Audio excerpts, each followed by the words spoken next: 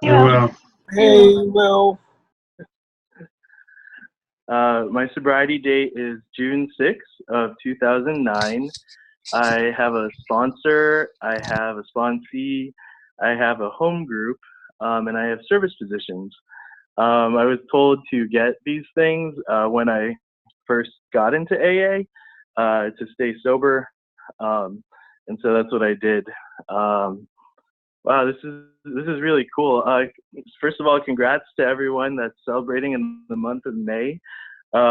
Just only a few more hours till 1 year, I heard. So that's pretty awesome. Um, I guess I don't like to talk a whole lot about my drunkalog, but I do like to talk about my last drunk. Um, for me, it was kind of like any other night when I was going out and drinking. It's like I still live in Herndon, and Herndon is a suburb of Washington D.C. It's about like 30-40 minutes out, and I used to like drive into the city like every weekend to drink. And this weekend was like every other weekend where I would get off work, I would drive home, and I would shower, and then I would go right into the city to party with my friends. And so my home was really just a place where I kind of laid my head. I lived at home with my mom and grandma at the time. And so yeah, so that started off like normal. I told my friends that I would drive us to the club and that we would just take like a cab or take the metro back to their apartment. I was like, air quotes, like being a responsible drinker. And those are my intentions, but that's not what happened. And sorry if you hear that cat in the background. That's my friend's cat. But yeah, we were at the club because we all like to, act as if we were like big time spenders when really we just had a lot of credit card debt. And we had a table, and somewhere in the middle of the night, I ended up with a bottle of 1800 in my hand on the dance floor. I certainly don't remember like leaving the club. I don't remember getting into my car, and I actually don't remember hitting the person on a scooter. Now it's by what I call the grace of my higher power. I call my higher power God. That's cool if you don't. Like, I call him God, HP, mother effer from, time and time again, like when I'm angry at him. Because they told me like right away to get a higher power that could handle stuff like that could handle me being mad at him or her or whatever it is. So yeah, didn't know what to do again. I was in a blackout. Most of what was told to me was from the police report, from my friend that was with me in the car, and apparently I was cooperative until I got into the back seat. And like the bits and pieces that have come back are me like trying to plead with the police officer, trying to tell him that I was a good person. I was like, just please believe me, find Dan Loughnane. He's a fireman. He can vouch for me. Like, he's a DC fireman. He can vouch for me. Just please believe me. And like, still took me in. When I got to the intake area, I wouldn't normally do this, like leverage this, but like my intake officers were African American. And I distinctly remember telling them that, I was on the Obama campaign, I volunteered, I gave my time, please just let me go. It was like very, very, very, very poor, what's the word? Just awfulness, just straight awfulness. I was a terrible person. Um, and, it was, I forgot this. I even tried to tell like the arresting officer that I was a Filipino diplomat. Mind you, I'm driving a car with Virginia tags and license anyway. Yeah, so all the things, it's like all the little bits and pieces, like the master manipulator, the person who like only does good things because he gets an angle out of it. like that person came out. Like when I drank, like I would do whatever I could to sort of like get me out of trouble. And like it was one of those it was like one of those situations where I just like had no idea what to do. They made me see a judge because I blew a .22, .20, and yeah, I mean, I pretty much just passed out vomiting into my cell toilet. They wouldn't even put me in the drunk tank because I was too rowdy. Yeah, and so yeah, so I saw the judge. He basically said you can leave because you make just enough money that we don't have to appoint you a lawyer. So go find yourself a lawyer and come back on this date. The court office itself was about 2 miles away from where I was taken to. And so I had to do that 2 mile walk of shame the next day, like in the early evening, as people are like walking their dogs. I'm like covered in vomit, and like I had to hold my pants up because they take your belt, like for like your safety. And so like yeah, it was that long walk of shame that I've walked so many times before. And I remember when I got home, like I was just so tired and exhausted, I just like went to bed. Luckily, my car hadn't been towed, and I was able to drive it home. And the next morning, my mom had asked, like what happened, and I said, what do you mean? And she was like, well, there's a big dent in the front right side of the car. And I said, oh, I hit a scooter. And then she asked, was anybody on it? And I did one of those like half truth, half lies. Like, like it's that moment when you're supposed to like tell the truth, and you're like, this is where I'm supposed to ask for help. That moment that came to me so many times where like, this is where I need to turn right, but instead I like, sharp left and just like just go the wrong way. And I said, no, I think if anybody was on it, I'd be in a lot more trouble. And as I was leaving my house that day, like as soon as I like closed the door, I just started weeping, like uncontrollable weeping. And I was on my way to the gym to try to burn off some of this like energy, this stress. And instead I drove right by, and I went to the church, because I was actually raised Catholic, and it was next to my gym. And I remember feeling so guilty, so shameful, that like I couldn't even go actually inside. I had to like sit in the back vestibule. And I remember just praying for forgiveness, praying for like, how do I fix this? Because that was my MO, was that, this is, how do I make this better? Or at least how do I make this like not my fault? And I was out of ideas. I didn't know what to do. The next day, I went into work as if everything was normal, as if everything was fine. But like in the rooms, I learned that the acronym for fine means, effed up, insecure, neurotic, and emotional. And so I was certainly all those things, like even before, I took a drink, and like after I like, the alcohol wore off, and I was definitely that morning. I remember praying that someone would knock me off the metro train platform just to put me out of my misery.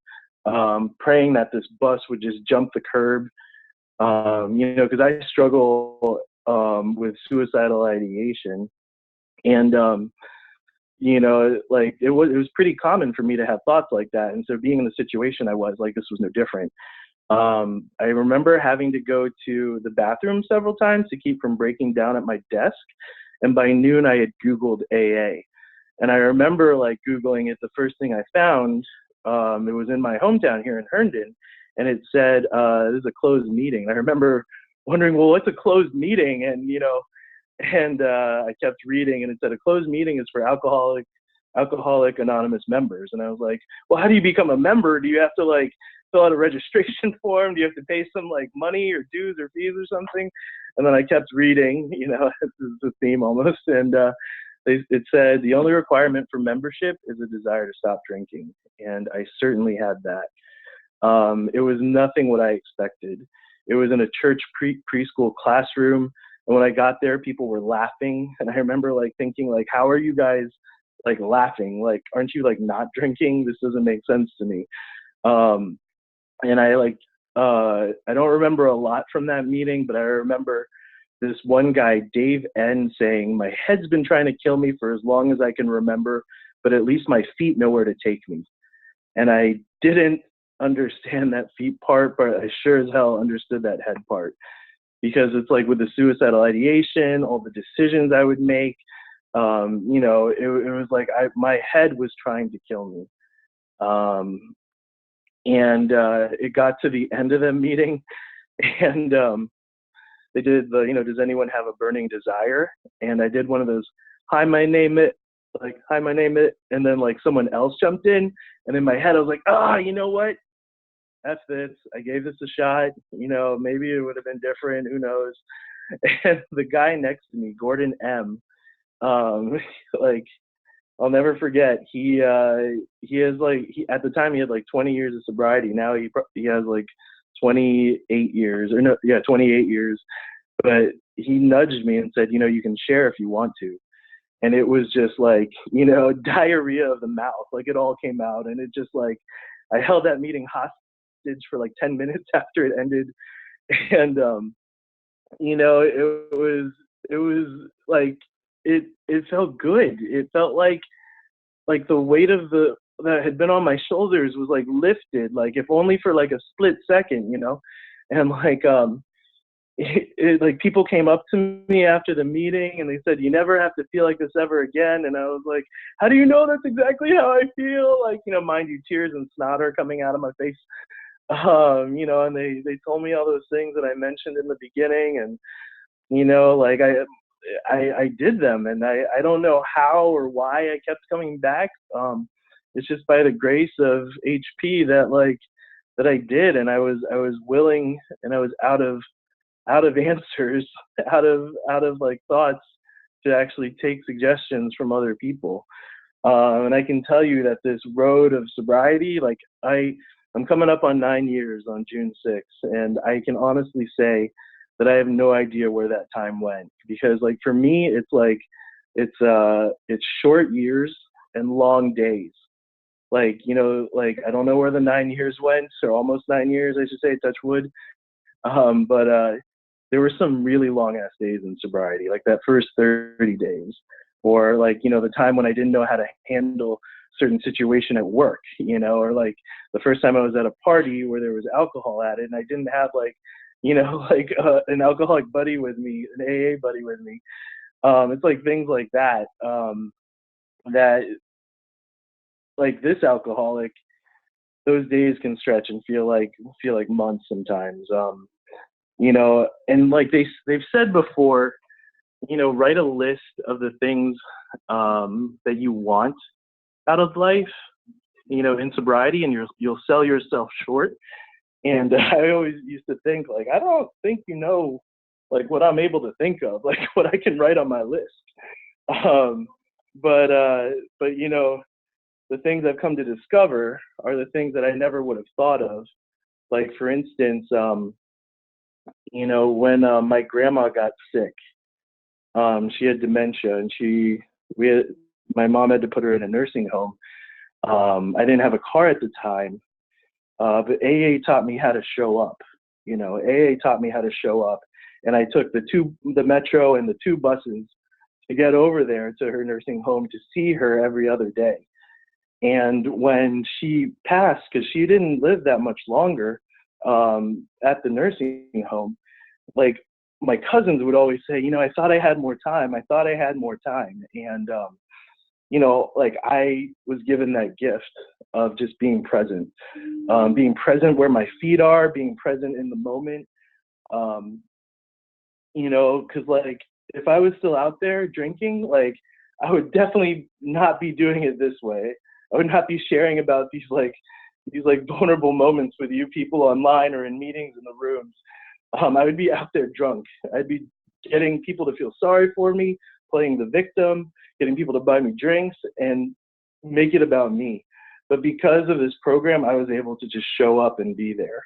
So it's things like that. And I can't not mention the fact that I've been on the ECPOP bid committee for the past 4 years, and we finally got it for Washington, D.C., and it's about to happen this weekend. And I'm like getting emotional talking about it right now, because it's like so many emotions have just come through. Like, you know, it's I feel like I need to work an Al-Anon program now, but like, it's just like I've never felt so much love from a group of people, a group of strangers, of people that just want to do the best they can, you know, and sometimes it comes out sideways and all mixed ways and things like that. But when it comes down to it, we all just want to make like a really great experience for the alcoholic and for the newcomer. And it's like, I can honestly say that these folks are people that I will continue to be friends with for the rest of my life, because it's like we've got this experience that, you know, no one else like can understand or can fathom or can believe that like, you know, I was 4 years sober when I first went to my first YPA, and it was one of the most like amazing things, because I didn't realize like this was even out there. And then now it's like we're actually getting to do that and to bring that feeling to people, and that like that newness and that awkwardness and that like all the whole gamut of emotions. It's like it just gets me all excited, because it's one of those things that I wish everyone could experience at least just once. And so yeah, I don't know. I'm really grateful that this is really cool. I've never done this before, this online meeting, and I think I'll be on it more. And I just got a text message from, you know, one of the host members, because that's what we do. We're gonna do our best to bring you guys like you know, the best ECPA that we can. So I think that's all I got. That's my time. So thanks for letting me share.